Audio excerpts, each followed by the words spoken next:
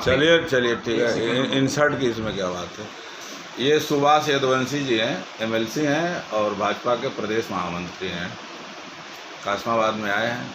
आपका इधर आना किस लिए हुआ है? मैं बलिया में आज एक मेरा माटी मेरा देश और स्वराजगार मेला है जिसके लिए जा रहा हूँ। वो कार्यक्रम पहले से तय था, तो रात्रि विश्राम गाजीपुर में हुआ और जहाँ पे अपने बहुत सारे कार्यकर्ता और पदाधिकारियों से मिलना हुआ और उसी अब यहाँ इधर जा रहे थे। हमारे युवा मोर्चा के अध्यक्ष अकेला जी हैं, आज इन्हीं के घर पर आना हुआ। ये मेरा माटी मेरा देश जो कार्यक्रम है जी, किस उद्देश्य से संचालित किया जा रहा है? ये देखिए, देश अमृत काल मना रहा है इस समय और पूरे देश में जो आज़ादी के लिए जिन लोगों ने संघर्ष किया है, ऐसे अनसंग हीरोज जिनको पिछली जो सरकारें थी जो उनको भूल गई थी, तो ऐसे शहीदों को हर गांव का ऐसा मानना है हम सब लोगों का, माननीय प्रधानमंत्री जी का, कि जो पूरे देश के प्रत्येक हिस्से से भारत के लोगों ने अपना संघर्ष और बलिदान आज़ादी की लड़ाई में दिया है, तो उन शहीदों के गांव से और जो भारत के प्रत्येक गांव है वहाँ से मिट्टी एकत्रित करके और इसको सब जगह से दिल्ली भेजा जाएगा और इसी के रेफरेंस में एक अमृत वाटिका का भी निर्माण हो रहा है। तो अपने देश की एकता को एक सूत्र में पिरो करके अपने उन नायकों को जिन्होंने स्वतंत्रता संग्राम में हम सब लोगों के लिए इतनी बड़ी लड़ाई लड़ी, उन सबको याद करते हुए उनकी स्मृतियों में और इस तरह से पूरा भारत की जो मिट्टी है वो एक सूत्र में इसके लोग बच सकें, इन सब चीज़ों को लेकर के हम सब लोग मेरा माटी मेरा देश का कार्यक्रम मना रहे हैं। आपकी सरकार जो है काफ़ी मीडिया में चल रहा है कि मंत्रिमंडल का विस्तार होने वाला है, संगठन में बदलाव होने वाला है। हमारे यहाँ के एक विधायक जी हैं, आपके इस समय सहयोगी हैं और मंत्री पद के लिए काफ़ी ललायित हैं और नवरात्र में ये था चर्चा कि मंत्री बनेंगे, लेकिन अभी वो भी नहीं घड़ी आई। क्या क्यों उनको इतना टाइम दिया जा रहा है? देखिए, मंत्रिमंडल का विस्तार कब होगा, कैसे होगा, ये सब केंद्रीय और प्रदेश नेतृत्व का फैसला है। ये एक भारतीय जनता पार्टी एक पद्धति से चलने वाली पार्टी है। इसका जो पार्लियामेंट्री बोर्ड है वो सब मिल कर के केंद्रीय नेतृत्व और प्रदेश का नेतृत्व तय करता है। केंद्र की तरफ से तो उनको हरी झंडी मिल गई है, क्या योगी जी की तरफ से नहीं मिल पा रही है? नहीं, देखिए क्या है, ये सब आपकी जो बातें इस पर हम कोई टिप्पणी नहीं करना चाहेंगे। बाकी आप पत्रकार हैं, लोकतंत्र के चौथे स्तंभ हैं, आपको अधिकार है, लेकिन हमें इस बारे में कोई जानकारी नहीं। वर्तमान में इस समय पश्चिमी यूपी में आप किस लोकसभा के प्रभारी हैं, किस लोकसभा सीट के प्रभारी? नहीं, मैं पश्चिमी उत्तर प्रदेश के संगठन का भारतीय जनता पार्टी का प्रभारी हूँ। महामंत्री होने के नाते सभी जो महामंत्री होते हैं वो एक एक क्षेत्र के प्रभारी होते हैं। वहाँ इस समय आजम खां का फैक्टर सबसे ज़्यादा काम कर रहा है। मुरादाबाद सीट आपके हिस्से में रही नहीं है, पिछली बार आप हार चुके थे, सहारनपुर आप हार चुके थे, अमरोहा हार चुके थे, ये सारी सीटें पश्चिमी यूपी में पड़ती।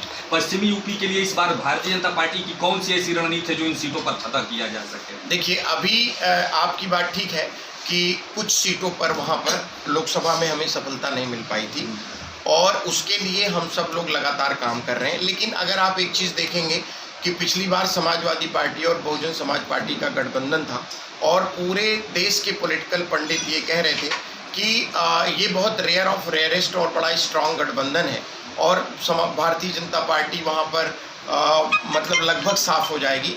लेकिन आपको ये बताना चाहता हूँ कि भारतीय जनता पार्टी ने इतिहास में सबसे ज़्यादा 50% से ज़्यादा वोट जो इसके पहले किसी और पार्टी को इधर आपातकाल के बाद नहीं मिले थे वो प्राप्त करते हुए और प्रदेश में एक बहुत अच्छा सीटों से बहुमत हासिल किया था।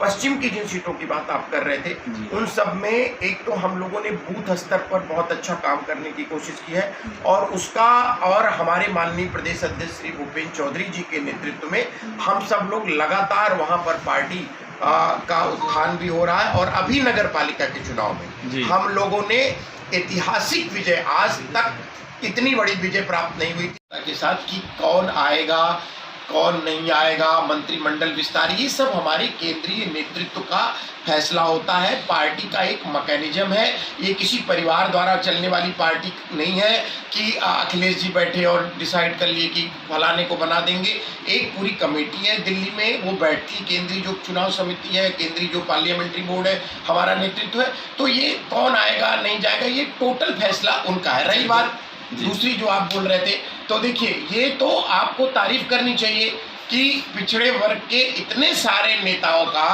गुलदस्ता भारतीय जनता पार्टी बनाकर रखती है, और ये हम सब लोगों का एक भाव है कि इतने लंबे समय तक सम्मान के साथ हम अपने सहयोगियों को रखते हैं। वही अभी देखिए घमंडिया गठबंधन में अभी अखिलेश जी चिरकुट बोल रहे हैं कांग्रेस वालों को, और कांग्रेस वाले इनको उल्टा सीधा बोल रहे हैं। तो असंसदीय भाषाओं का लगातार आदान प्रदान घमंडिया गठबंधन में जारी। असंसदीय भाषाओं का प्रयोग करने वाले नेता तो इस समय आपके साथ कुछ दिन पहले गठबंधन में शामिल हुए हैं, बहुत सारे उनके असंसदीय बयान है, जो हेड ऑफ नहीं है, जो अपनी पार्टी हेड ऑफ स्टेट है घमंडिया के, जो दो बड़े लोग कमलनाथ जी और अखिलेश जी, और दोनों के कार्यकर्ताओं ने एक दूसरे पर कीचड़ फेंकने में कोई कसर बाकी नहीं रखी है। यही बताता है, सुनिए, पूत के पांव पालने में दिखने लगते हैं, यही बताता है जो अपनी पार्टी नहीं चला पा रहे हैं वो देश प्रदेश क्या चला। ओम प्रकाश राजभर तो आपको मंदिर में घंटी बजवाने के लिए बोल रहे थे, उस पर क्या बोलेंगे? उनको साथ लेके चल रहे हैं।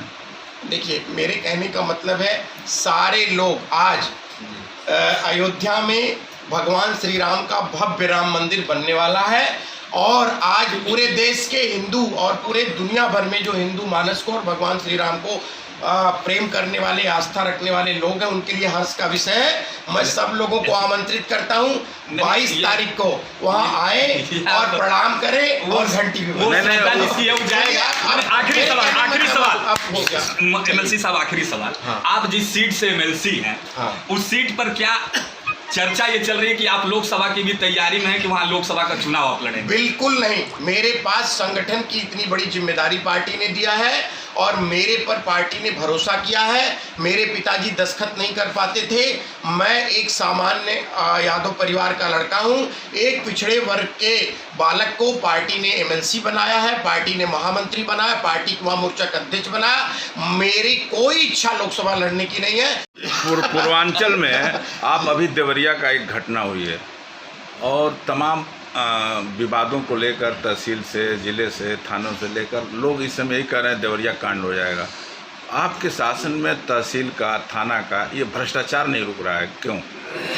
देखिए क्या है कि अगर आप सब्जेक्टिव होकर के सरलीकरण करके इस चीज़ को ऐसे बोलेंगे तो मैं इस पे नहीं कह पाऊँगा, लेकिन मेरा ये दावा है कि पूरे उत्तर प्रदेश में अगर आप चले जाइए, पहले यही उत्तर प्रदेश की सड़कें थी जहां माताएं बहनें सुरक्षित नहीं थी, यही उत्तर प्रदेश की सड़कें थी जहां पर गुंडे नग्न तांडव करते थे, माफिया बैठ करके अट्ठास करते थे, समाजवादी पार्टी के लोग बैठ करके थाना चलाते थे।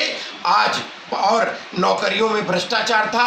आज 5.5 लाख नौकरियां माननीय योगी आदित्यनाथ जी की सरकार में दी गई। मैं चुनौती देकर कहता हूं, अगर कोई ये बता दे कि किसी ने 10 रुपया दिया, देखिए बोलना और साबित करना दोनों में अंतर होता है। और लगातार कानून व्यवस्था की हालत, या आप महिलाओं से, माताओं बहनों से जाकर के पूछ लीजिए कि आज भ्रष्टाचार पर बताइए, क्यों नहीं रुक रहा है? भ्रष्टाचार पर सुनिए, भ्रष्टाचार पर जैसे ही कोई विषय आता है तुरंत एक्शन लेकर के कार्रवाई की जाती है। और भ्रष्टाचार भी पूरे प्रदेश में पहले की अपेक्षा लगातार इस पर बहुत सुधार हुआ है, क्रांतिकारी सुधार हुआ है। आप संगठन से महामंत्री हैं, और जैसा कि हम लोग यहाँ देख रहे हैं, आपका कोई पदाधिकारी, एक अधिकारी के खिलाफ बोलने की हिम्मत नहीं रख रहा है, अधिकारी का ही शासन चल रहा है। नहीं देखिए, मैं ऐसा आपकी बात बिल्कुल नहीं मानता। ठीक है, ये राजेश राजभर है, पूछिए। अरे नहीं, देखिए मैं बहस नहीं करूंगा। आप सवाल पूछिए, मैं जवाब दूंगा। हाँ। मैं आपसे बहस नहीं करूंगा। आपकी बात को मैं सिरे से खंडन करता हूँ। हमारे पदाधिकारियों का, ये हमारे जिला अध्यक्ष है, नहीं इनको धरने पे बैठना पड़ता है। ये धरना पे बैठे थे, पूछिए। कोई बात नहीं, सुन लीजिए पहले।